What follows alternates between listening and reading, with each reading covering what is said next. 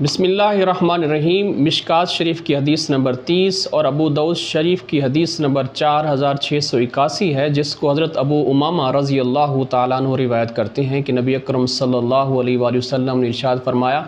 من احب للہ و ابغض للہ و اعطى للہ و منع للہ فقد استکمل الایمان، کہ جس شخص نے اللہ کی رضا کی خاطر کسی سے محبت کی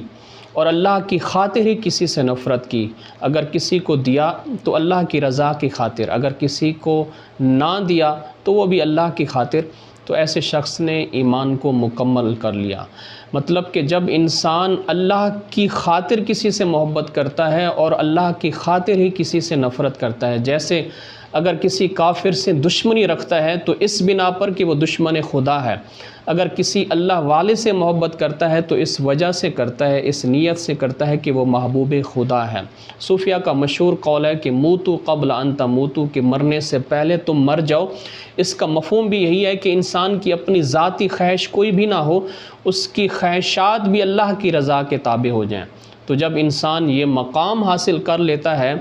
اپنی اس کی ذاتی خواہش نہیں رہتی بلکہ اس کی خواہشات بھی اللہ کے حکم کے تابع ہو جاتی ہیں، تو اس شخص کو معرفت خداوندی کی عظیم دولت حاصل ہو جاتی ہے۔